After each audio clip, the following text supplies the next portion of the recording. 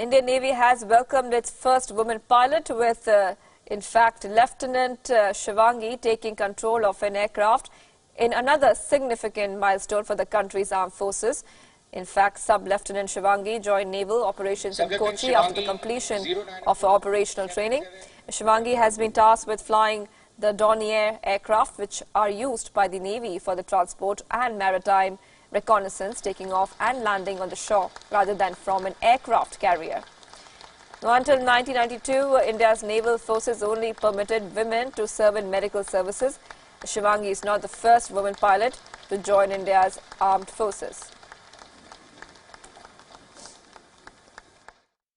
Well, it's a very proud feeling for me, for my parents, and it's a different feeling, something on, I've been craving for this since a very long time, and finally it's here, so it's a very, I cannot express it. It's a very great feeling. 2016, the Indian Air Force enlisted women pilots for the first time, and in May 2019, Flight Lieutenant Bhavana Kant became the first woman pilot to qualify to undertake combat missions on a fighter jet. Two other women also set to become Navy pilots on December 21st. Flying officers in July 2016.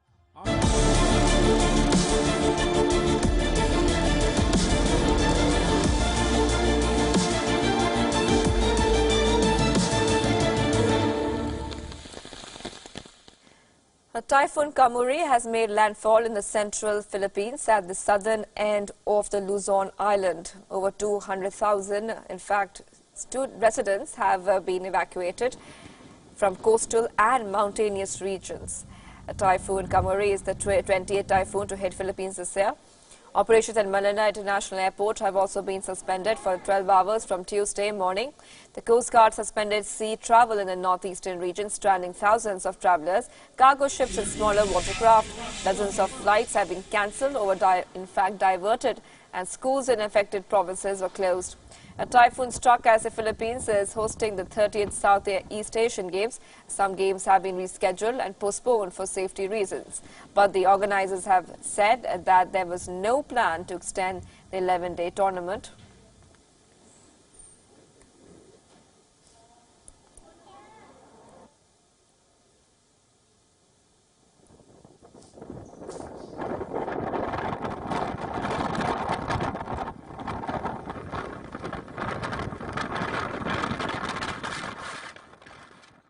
The heavy snowstorm has turned Thanksgiving holiday into a nightmare in the United States. More than 7,500 flights have been delayed and more than 900 flights have been cancelled on one of the busiest days of the year.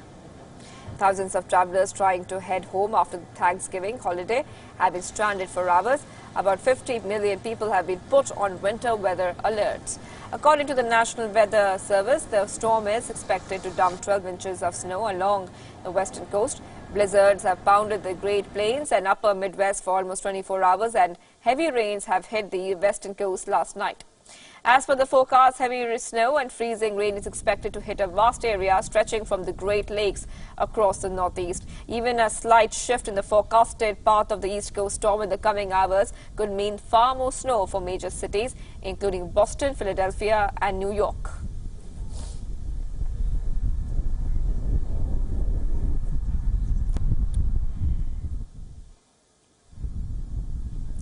As greenhouse gas emissions continue to grow, diplomats and officials from nearly 200 countries, including India, have gathered in the Spanish capital Madrid for 2 weeks for the United Nations Climate Summit.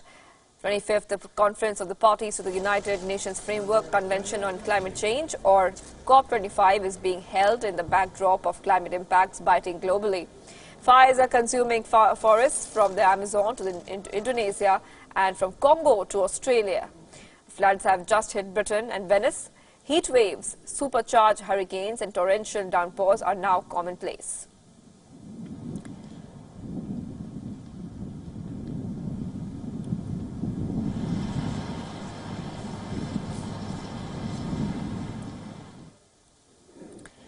The UN Secretary General Antonio Guterres said that the world is now facing a full-blown climate emergency and the point of no return is no longer over the horizon.